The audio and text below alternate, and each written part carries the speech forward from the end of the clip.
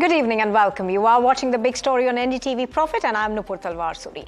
Now, in what is being seen as a politically loaded move, the government has notified a middle-of-the-road unified pension scheme. The scheme aims to take the best of both the old and the new pension scheme and yet be fiscally prudent. To discuss the political and the economic ramifications, we are going to be joined by the former Finance Secretary Subhash Chandra Garg and Amitabh Tiwari, a political strategist.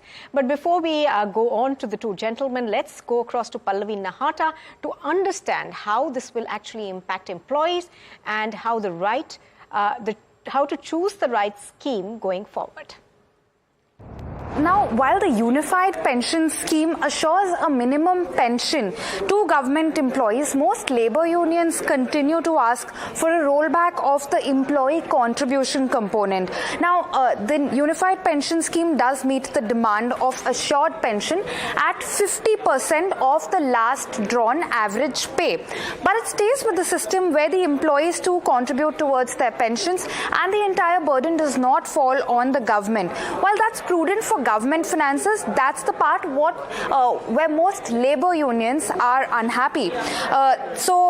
Assured family pension and assured minimum pension are also other pros of the unified pension scheme. For instance, in case of assured minimum pension, that stands at about 10,000 rupees a month on superannuation after a minimum of 10 years of service.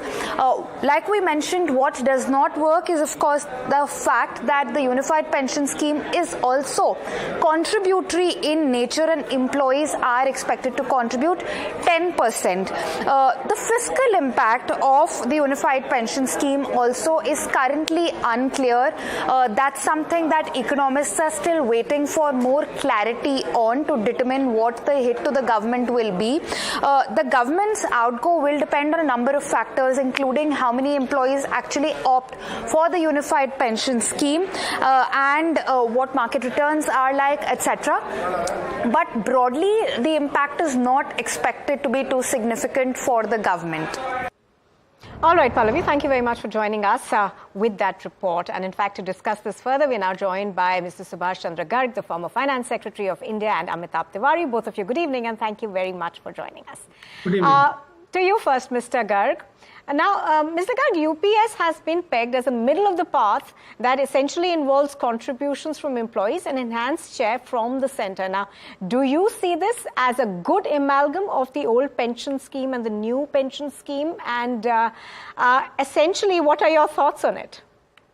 So this is exactly the thought which the government has also tried to say, that's middle of the road. It brings the advantages of the OPS in terms of the assured kind of pension to the employees, also to the family benefit and all. So that is what it is. But what worries me in a way is that the unraveling of the NPS has started. In fact, started a couple of years back when the government raised the contribution to 14%.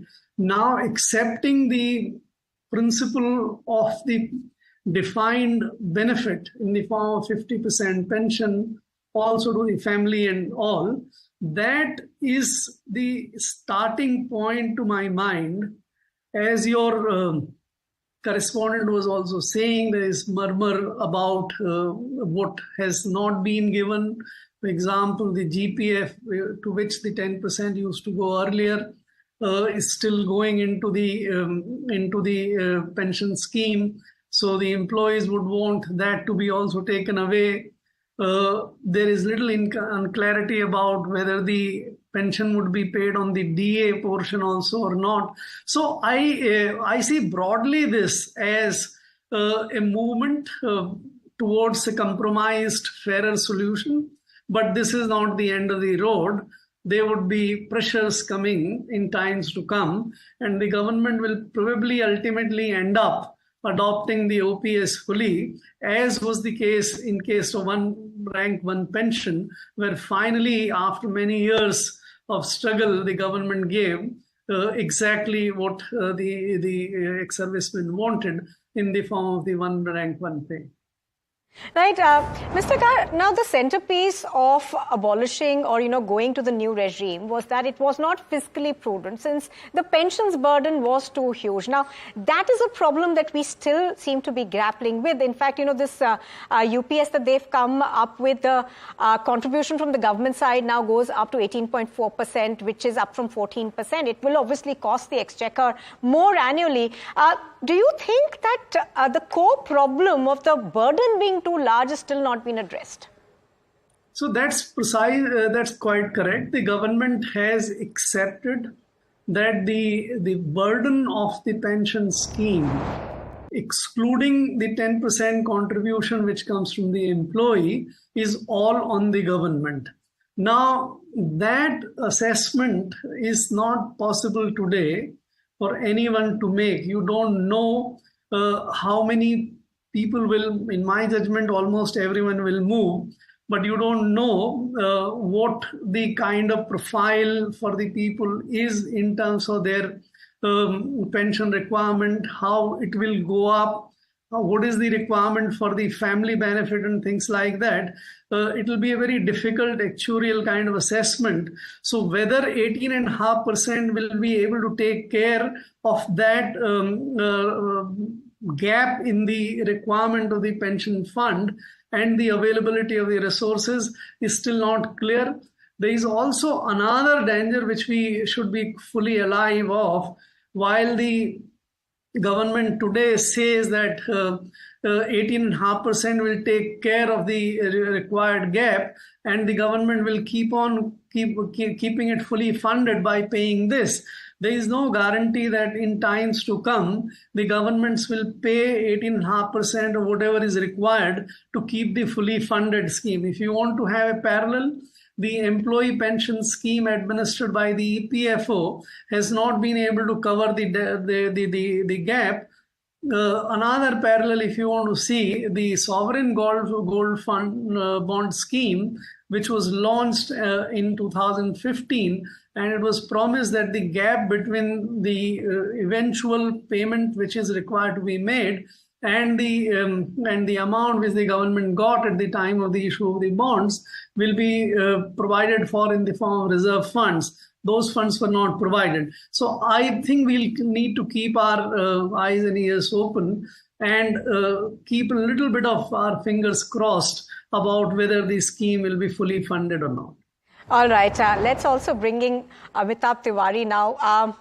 The opposition has reacted, particularly the Congress, saying that this is a political move. It's a U-turn by the government. Now, do you see this as a populist move, and obviously one that is aimed at tackling pressure from the opposition as well as, trying to woo in government sector employees? Of course, there is some talk of Delhi going to election soon, and they do have a large, government employee base.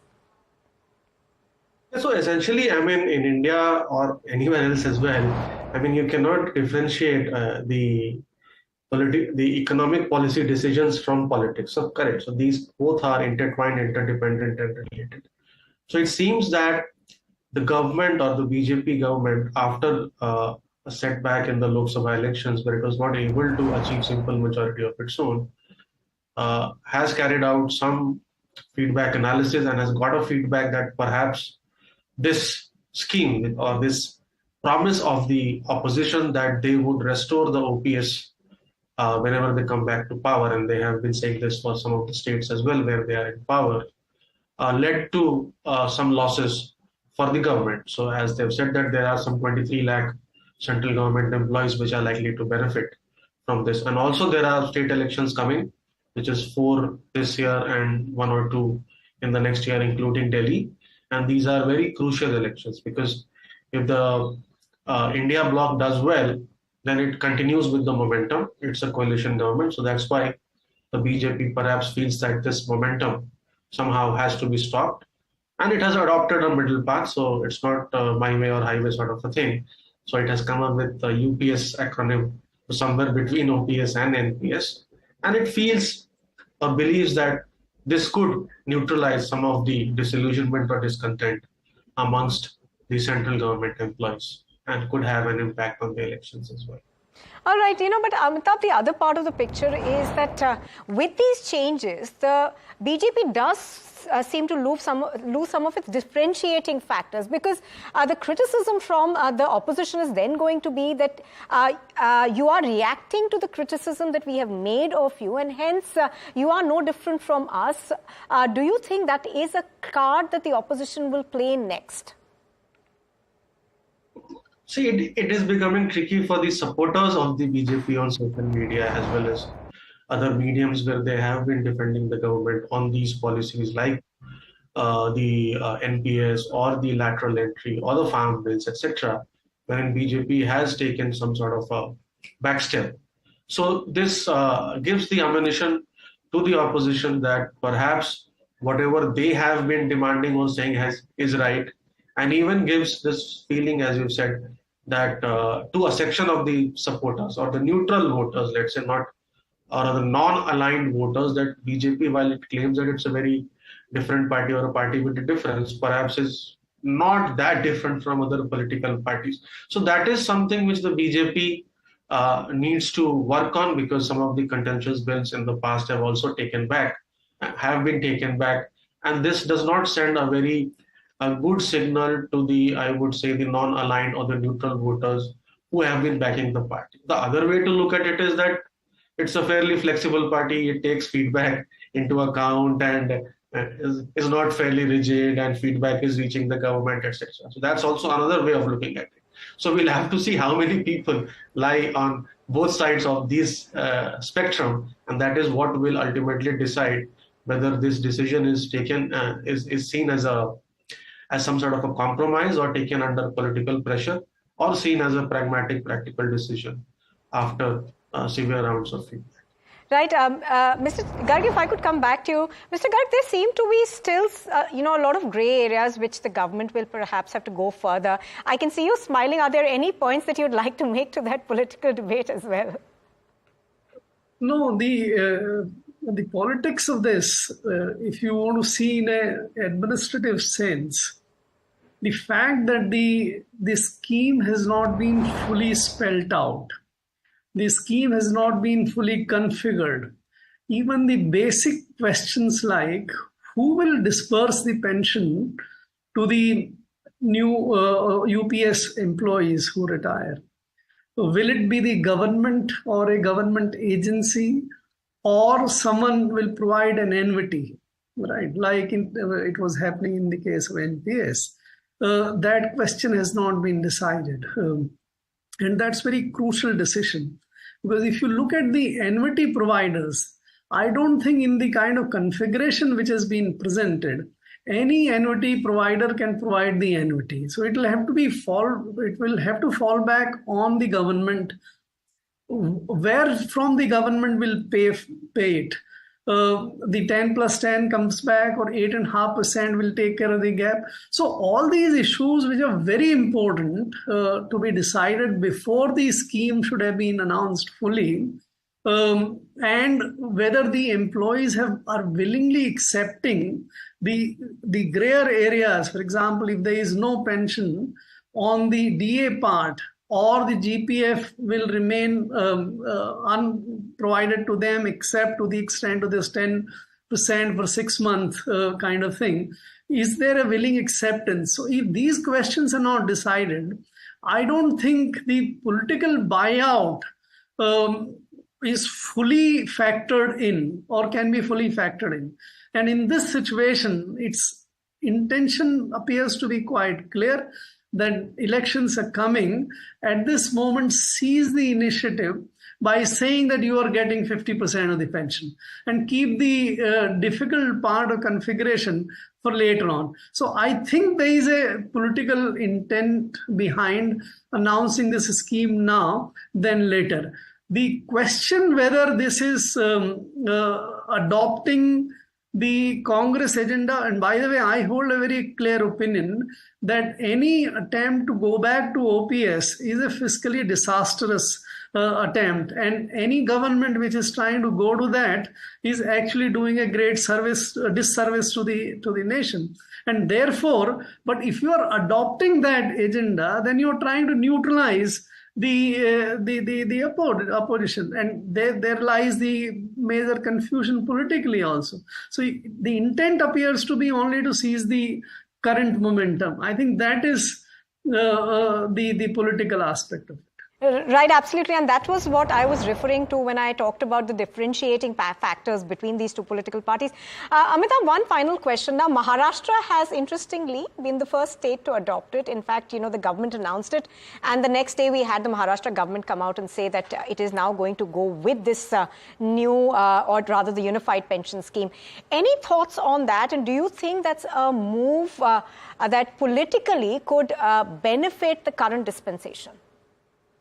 See, if you see the Eknath Shinde-led government was one of the first non-BJP governments to publicly announce that it was looking at some sort of an OPS scheme to be restored. This was even before the general elections, because BJP is not the only partner in this alliance. They have Shiv Sena and NCP Ajit Pawar as well. So, of course, I think there were discussions in the Maharashtra BJP or the NDA government that this needs to be restored, or some sort of a middle path needs to be achieved. And that's why we've seen that perhaps they have been one of the fastest to accept or to adopt these recommendations of the scheme. See, what happens is that when you are on a back foot, correct? So the Lok Sabha election results clearly showed that the Mahavikas Aghadi or the MB or the India bloc is on a stronger foot comparatively. I mean, in the elections, anything can happen, but they seem to be the favorite as of now, as per initial polls. So these are some of the steps of the Ladli Behna scheme, or this 50% assured pension, etc. These are some of the schemes which the government feels that, or the Maharashtra government feels that, could help them recover some of the lost ground and make the elections a tight contest. So that's why they are betting on some of these schemes now. All right. Amitabh Tiwari as well as Mr. Garg, thank you very much for joining us this evening on this big story debate, whether the new scheme that's been announced by the government is fiscally prudent and is it one that's politically motivated. Well, now moving on to the other big story. The Reserve Bank of India has launched Unified Lending Interface, or ULI, for faster loan dispersal. The ULI is expected to play a similar role as UPI did in consumer payment space. We are going to take this across to Dr. Deepali Pant Joshi, the former ED of the RBI, analyst and a thought leader who's joining us.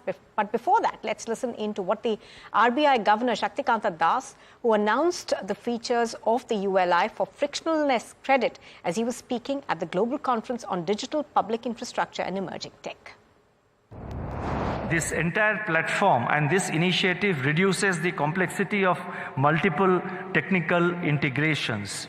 It enables borrowers to get the benefit of seamless delivery of credit, quicker turnaround time without requiring extensive documentation.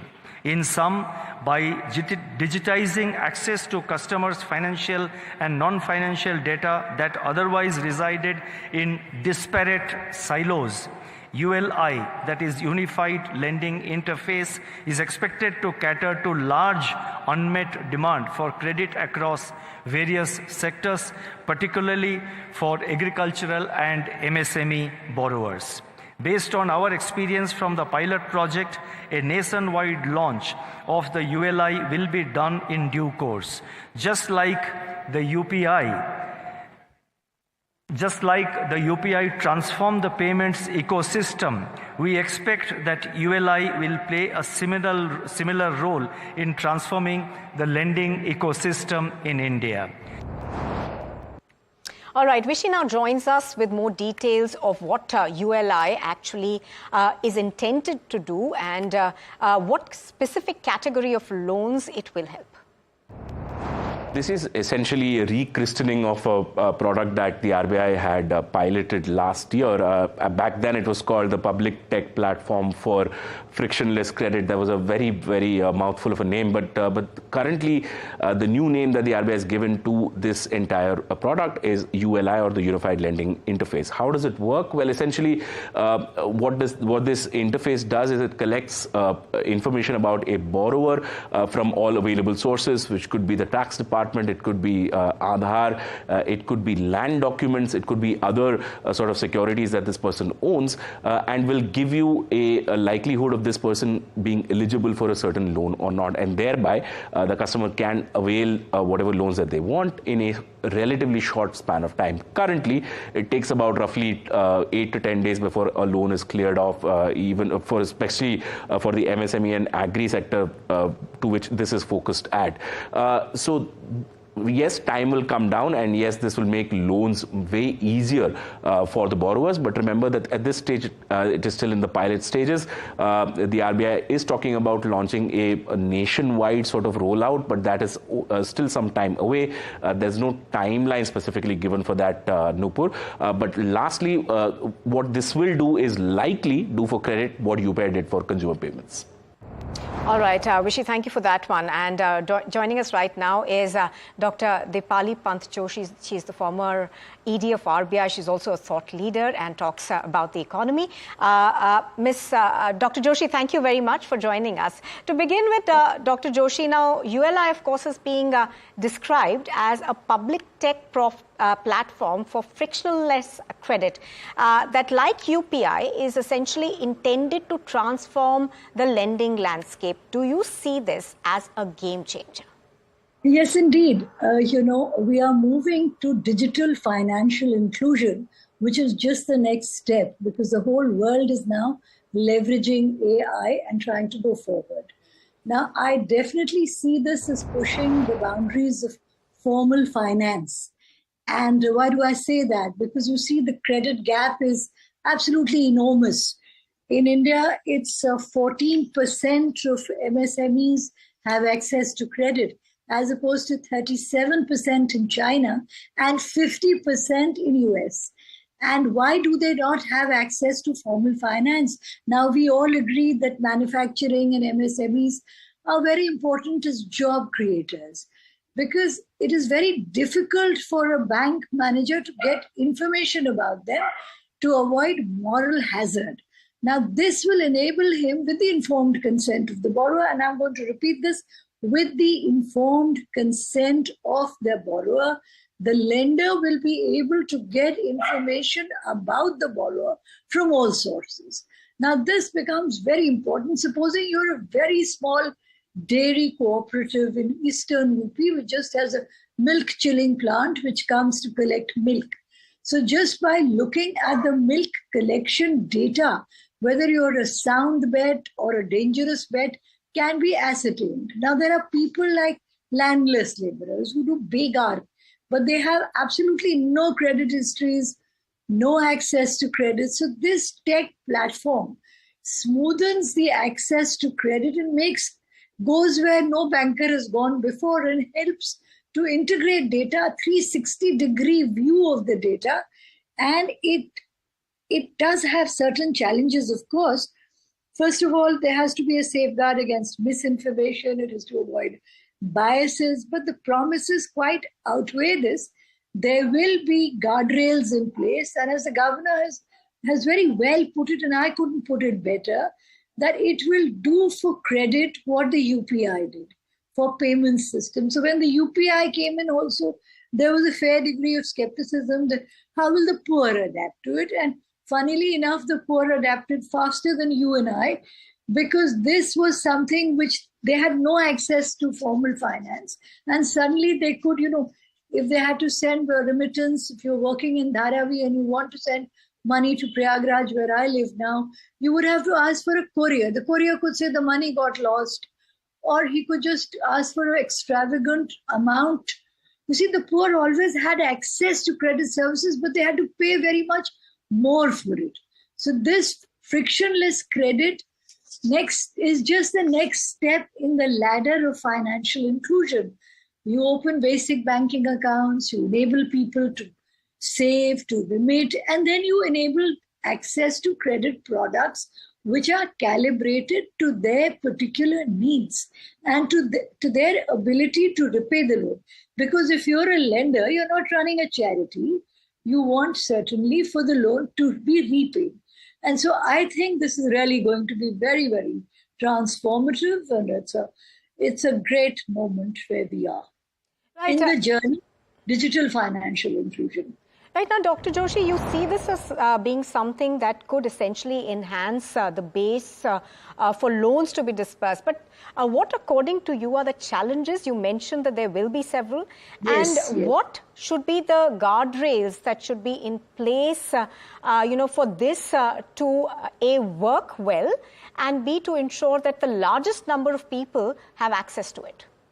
It will address the concerns of the base of the pyramid. It will definitely widen the base of the pyramid the way the UPI did.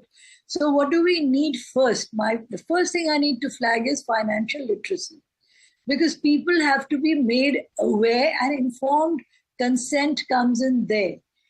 Your credit card details or anything, any lending decision which you've taken earlier, everything is in public domain. Everything you will allow the lender to access, not just your Aadhaar and PAN card, because your Aadhaar and PAN card themselves are audit track of whatever you've done. So this is the first thing which you have to understand. You can't drag the lender to court later that you misinformed me on the product.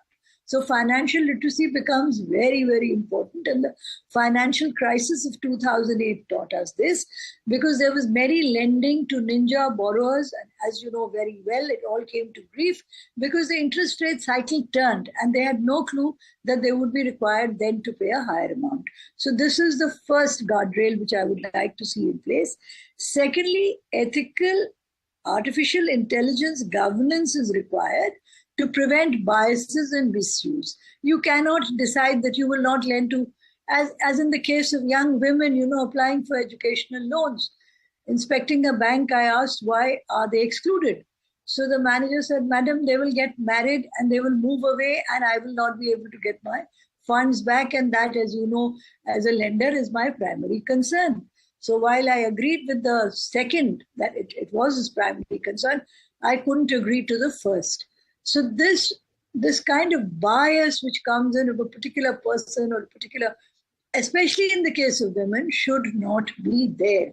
That they will mismanage their enterprise if they only employ women. And these gender biases, among other biases, of course, there could be other biases also, but these biases should not be, intelligence should not be leveraged to strengthen, but rather to reduce these biases. So thirdly, the financial institutions have a duty to explain. There should be something which is explicable, and it should be transparent. It should also guard against misinformation. I cannot promise you the moon if I'm not going to give it to you. So these are the things. And then there are internationally accepted principles and protocols, which also have to be adhered to.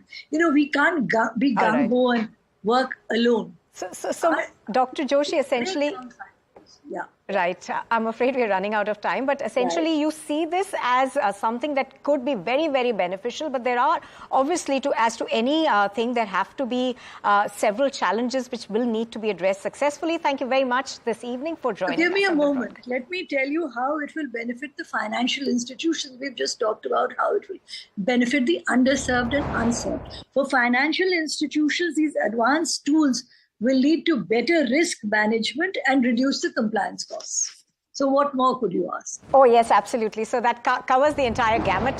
Thank you very much. Thank you very much. Great pleasure. Thank you for having me. Happy Janmashtami. Right. Same to you as well.